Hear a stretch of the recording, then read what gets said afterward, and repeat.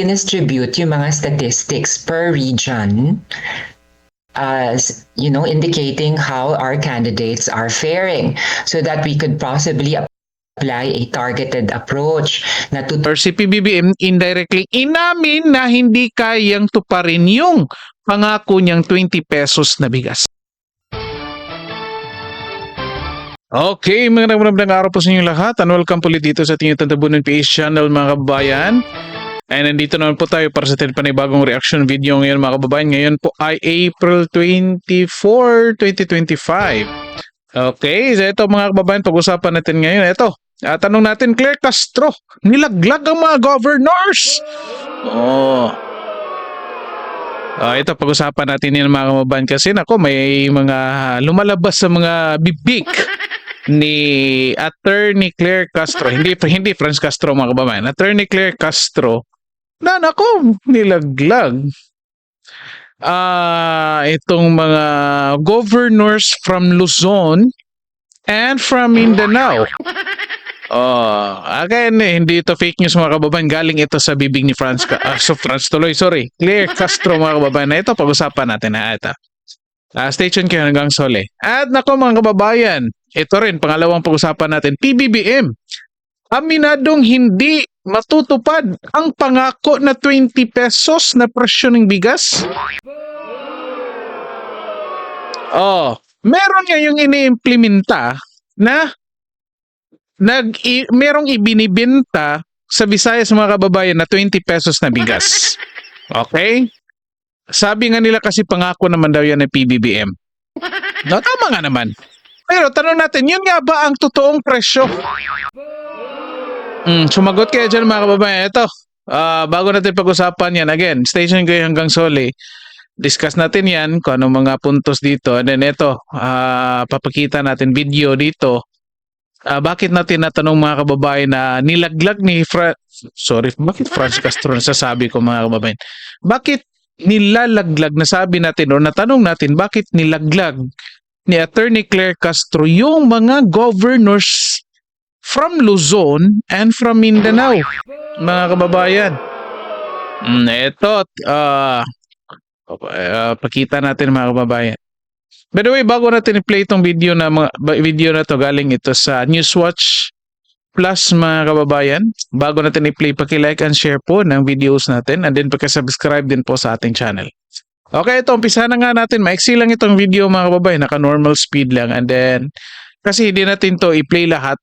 Konting part lang, yung simulan lang kasi iba-ibang topics ang mga pinag-usapan dito. Ito lang muna, okay?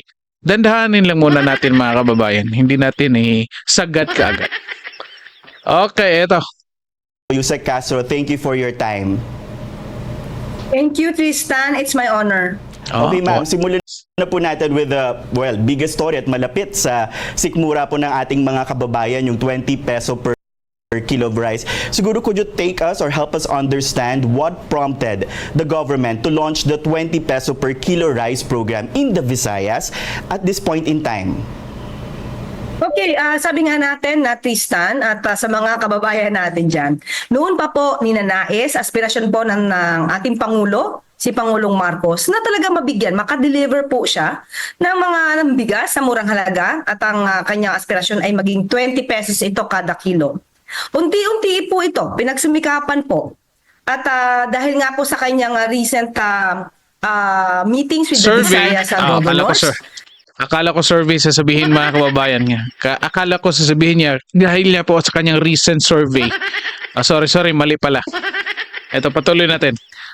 Natupad po ang pangarap na ito. Bago pa po ito nakapag-meeting sa mga leaders po sa Visayas, ito po ay talagang pinag-aaralan na kung paano ba ito ma-deliver sa taong bayan. At ngayon po dahil nga mabilis na nakipag-cooperate po ang mga governors po sa Visayas. Ulitin natin. Ulitin natin mga kababayan. Ulitin ha. Ano sabi? Ayan, mahina tuloy. Ano sabi? I-deliver sa taong bayan. At ngayon po dahil nga mabilis na nakipag-cooperate po ang mga governors po sa Visayas. Tandaan niyo yan mga kababayan ha, mabilis na nakipag-cooperate yung mga governors sa Visayas. Okay, pag-usapan natin yan later. natupad po ito at nai-anunsyo na nga po kahapon. Kaya po sa Visayas po ito nasimulan dahil unang-una nga po yung mga Visayas governors po ang nagsabing willing sila. Tandaan nyo yan mga kababayan. Yung mga taga Visayas governors daw, yung willing. Na magkaroon Ang tanong natin, paano naman yung taga Luzon at taga Mindanao? Pag-usapan natin yan later. po magbigay po ng subsidiya. Maghahati po ang national at ang LGU. At dahil nga sa mabilis nilang pagtugon at pag-oo sa napakagandang proyekto ng Pangulo, natupad po yung 20 pesos kada kilo dito po sa Visayas areas. And maliban po dyan, marami po kasing stocks ng bigas dyan po sa Visayas at yung mga manggagaling po sa Mindoro. Usually po, sila din po yung supplier, NFA Binabago na, binibigyan ng additional rason mga kababayan. supplier sa Visayas.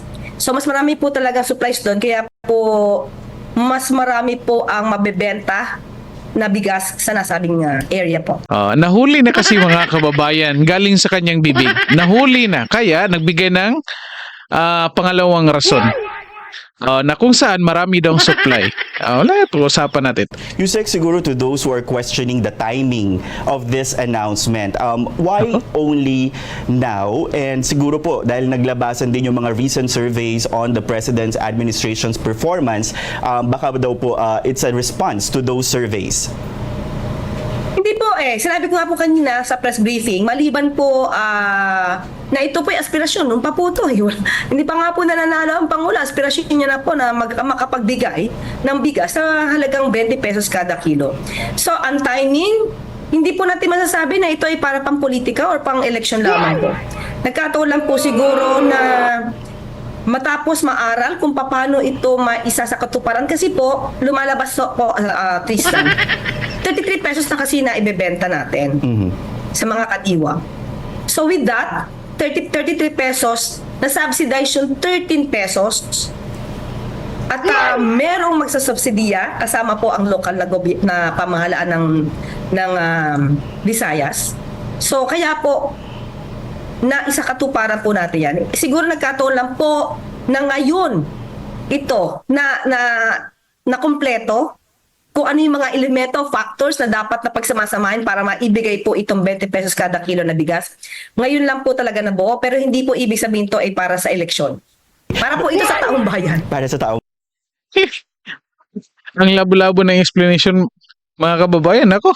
bayan. But Yusek, is the Palace or Malacanang confident na ito pong program na to will be rolled out nationwide? And ano po ang timeline na tinitignan natin for it to be implemented nationwide? Opo, eventually po, pati po sa Luzon and Visayas, pipilitin pa rin po natin. Yan naman din po yung pangarap ng ating Pangulo. So titingnan lang po natin yung mga LGUs na maaari din po magbigay ng subsidiya. Kasi kung Visayas areas po ay nakaya, maaari pa rin po, lalo-lalo na po sa NCR. So yun po ay tinitingnan po natin. Ang issue na lamang po dito malamang ay yung logistics at kung paano nga po ito ay kumbaga nationwide mapa-implement. Pero sabi nga natin pilot area po ang Visayas. Kaya dyan lang po muna tayo nag-start. Pero ayon po sa Pangulo, pipilitin pa rin po next year kahit hindi na po magkaroon ng subsidy ang mula sa local governments ay pipilitin po na ang budget ay magkaroon dito para po ulit sa taong bayan. Okay, but definitely bago po matapos yung term ni Pangulo, siguro nagawa na po itong nationwide rollout. Opo, yun nga po yung pinag-aaralan natin. Sabi nga natin, bago pa ito, mga survey na ito, inaaral na po talaga kung kakayanin po ng gobyerno na maibigay po talaga sa lalo-lalo na po dun sa mga nasa laylayan sa lipunan na maabot po ang presyo ng bigas sa halagang 20 pesos kada kilo. Yusek, I know sinabi niyo po kanina sa briefing that the Department of Agriculture will share more details on the implementation of the rollout. But based from what you know, could you walk us through the mechanisms of this program? How will it be implemented? May specific areas lang po ba sa Visayas that will be covered? And who will be prioritized? Okay, since mga governors po yung mga kinausap po dito, titignan po natin kung ano mga pamahalaan or mga cities po ang maaaring mauna sa pag-i-implement po nitong 20 pesos kada kilo. Sabi nga po natin, mismo rin po, maliban po sa guidelines ng DA, kahit po ang lokal na government ay magkakaroon din po sila ng guidelines kung paano nila i-distribute itong bigas para po sa mas nakakarami. So as of now po, iniintay pa rin po namin yung guidelines. Ang alam ko po ay magkakaroon nga po ng press briefing ang DA. So maliban po dyan, kailangan po kasi mas maliwanag, malinaw po yung guidelines para po hindi rin maabuso ito. At kumbaga mas marami po ang mapahatiran ng nasabing bigas na 20 pesos kada kilo. Tristan, tandaan natin meron naman kasi ng ongoing na pagbebenta ng bigas sa halagang 33 pesos kada kilo. So yan din po yung uri ng bigas na maibebenta po sa halagang 20 pesos. Manggagaling po ito primarily from the local farmers. Okay. But Yusek, eto pong sa Visayas ay next week po ba ang target implementation, just to be clear? Alamin ko lang po muna, hindi po ako makapagbigay kasi kung anong date eksakto kasi baka po hindi tumugma sa magiging pronouncement po ng DA at ng local government. So hintayin ko na lang po muna yung detalye from Secretary Laurel at kung ano din po yung magiging guidelines po ng local. But is there an Yusek, but is there an ongoing coordination, let's say with the COMELEC, given that the program, kung ma-implement po siya immediately, will be rolled out during an election season? So parang how does the administration respond to concerns that this could be a campaign tool to sway votes?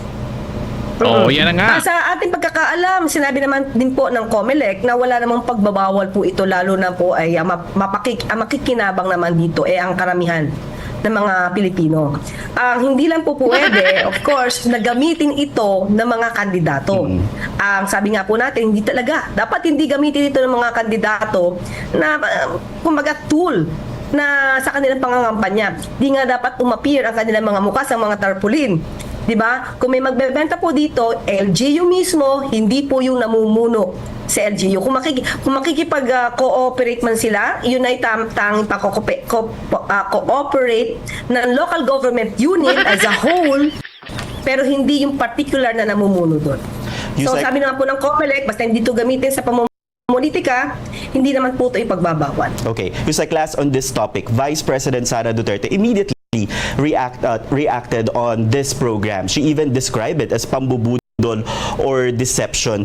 What Stop lang muna natin dyan mga kababayan kasi yung sinasabi ni Vice President Sara Duterte na pag-usapan na po natin yan sa isang video. Okay, so check nyo lang yung isang video ko at prinisinta na po natin yan. Okay, ito muna pag-usapan natin mga kababayan.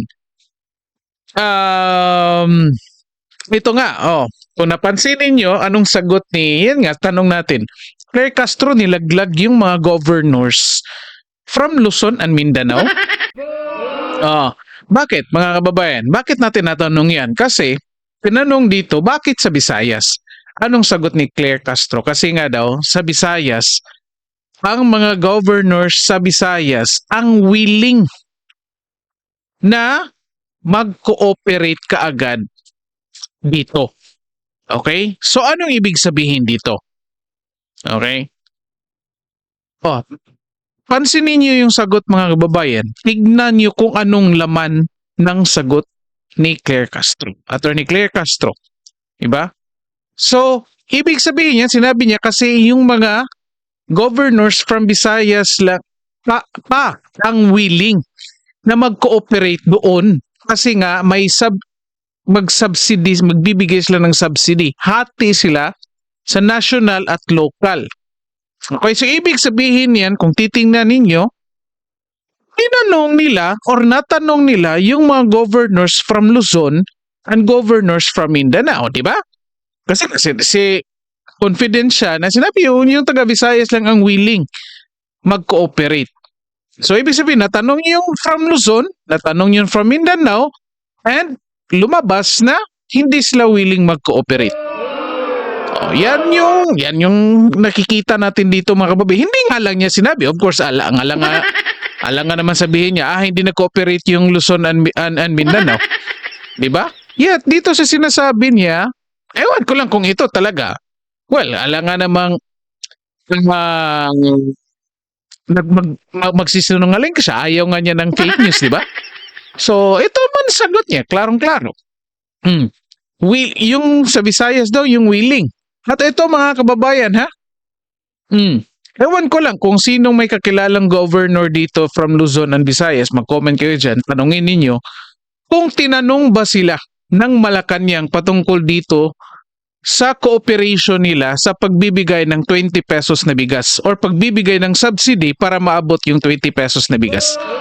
Okay? O tanungin yung mga governors nyo ngayon, election.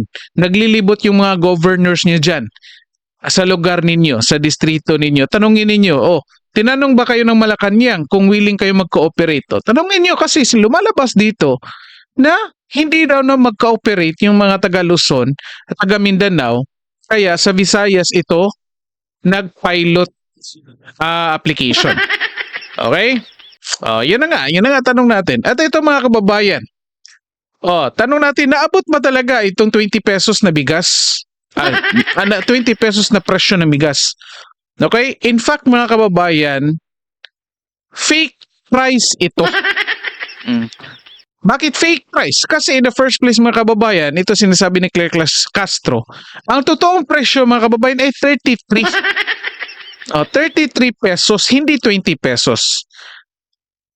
Bibigyan kayo yung mga tao, bibigyan nila ng opportunity maka-avail ng 20 pesos, yet ang totoong price yan ay 33. So, mayroong 13 pesos na ayuda. Hindi nga lang nila mahahawakan yung 13 pesos, yet pupunta doon sa, let's say, nagbibenta ng bigas. At akalain nyo yan mga kababayan, 13 pesos pinaghatian pa. So magkano sila dyan? 625, 650. Yung national, 650 pesos, 650. Yung governors, 650. Galing sa kanilang mga pondo yan. Ibig sabihin, galing yan sa pera ng taong bayan. Galing sa tax natin.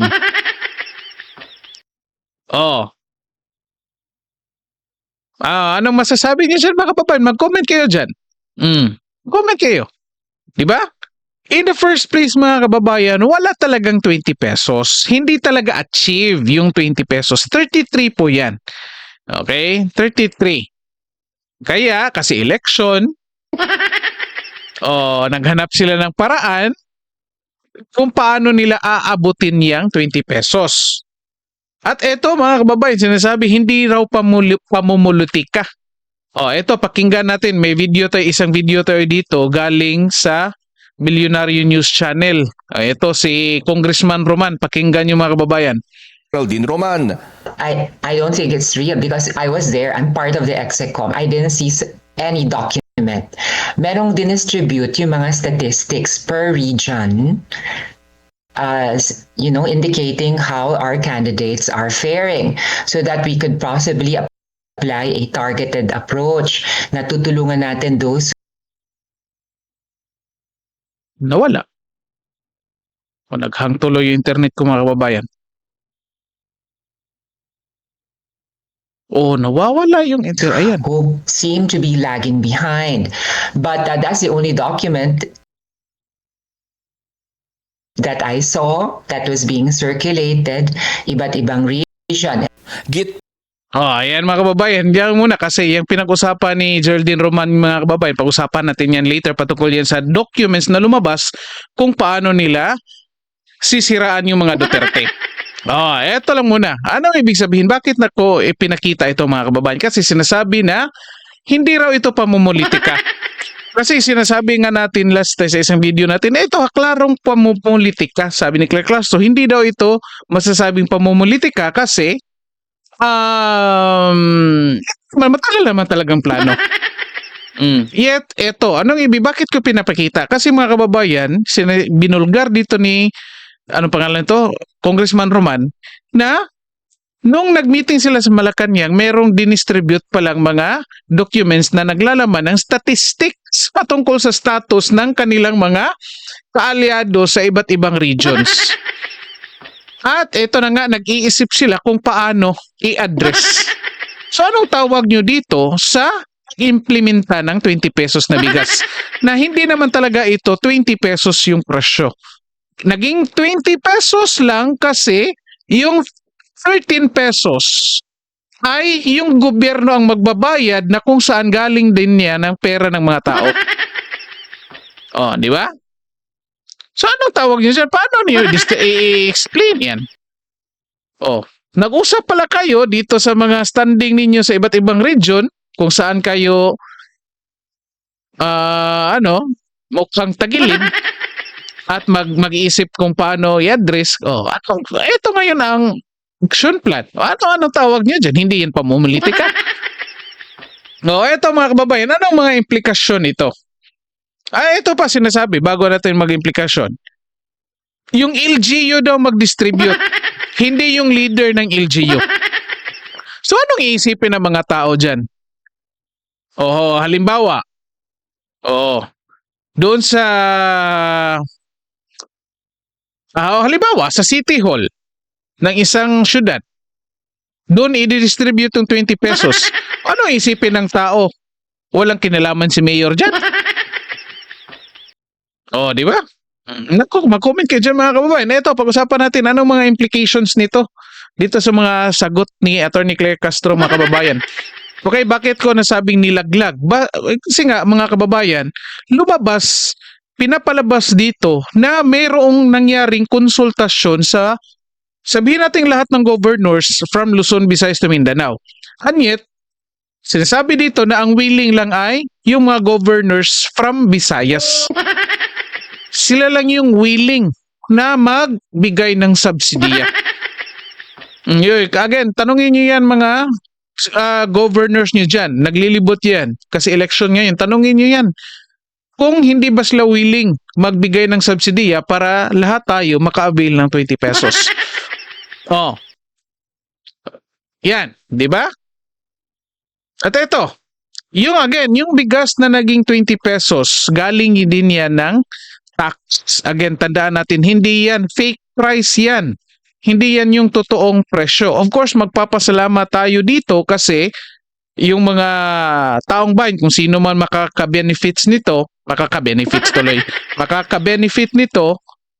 malaking tulong na rin ito kasi 20 pesos lang. At the same time, tulong na rin ito sa mga farmers natin na siguradong mabibenta nila. Pero kung titignan ninyo mga kababayan, kung titignan ninyo, ang natulungan talaga dito ay yung mga kandidato. Bakit? Ito. Na-address ba ang tunay na pangangailangan or issues ng mga farmers natin? Na-address ba ang tunay na pangangailangan ng mga tao o lahat tayong mga Pilipino na bababa yung presyo ng bigas? Kasi nga in the first place, yung presyo ng bigas ganun pa rin. Walang pagbabago, walang pagbaba. Etong 20 pesos na pwede nating ma-avail, temporary ito kasi may subsidy galing sa local and national government. Again, fake price. Hindi lang fake news ngayon, fake price meron din. Fake price yan. Galing subsidy tuloy. Kasi nagbigay. Again, hati pa yan, 650. Yung local at national. So, hindi na-address yung issues ng mga farmers natin. Most likely, anong mangyari in the next few years, posible pa rin maapektuhan itong mga farmers at hihina pa rin ang kanilang pag-aani. And most likely, ang ending niyan ay tataas pa rin ang presyo ng bigas mga kababayan. Okay? So habang tayo nag-i-enjoy, kung sino man mag-i-enjoy sa 20 pesos, yet yung mga farmers natin, nagdudusa pa rin sa the same issues, the same problem. Kung talagang na-resolba, kung ang action plan talaga ay resolbahin itong problema ng mga farmers natin mga kababayan dahil sa kanilang pag-aani, hindi na magre-resulta yan doon sa pagbaba ng presyo ng bigas. Hindi na kailangan ng subsidiya. At the same time, lifetime or long-term pa yung effect niyan. O, di ba? Long term pa. Hindi na kailangan ng subsidy.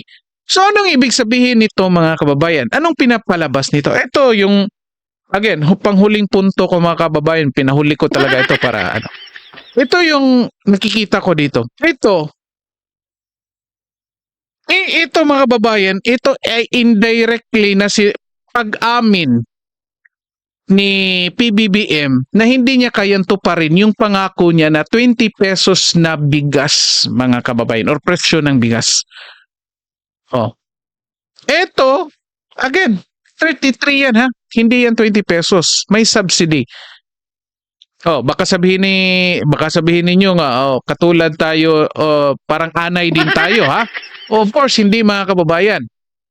Again, nagpapasalamat tayo kasi kayang may yung mga kababayan natin ma-enjoy itong 20 pesos na presyo na mabibili nila. Yet again, fake yan. Hindi yan niresolba yung tunay na problema, yung tunay na issue. Binabanata natin ito kasi para matignan nila yung totoong issue or issues or problema ng mga farmers para in the future, kahit hindi na magbigay ng subsidy, yung presyo ng bigas ay bababa. O, di ba? Kasi nandun yung root cause nandun sa mga problema ng mga farmers.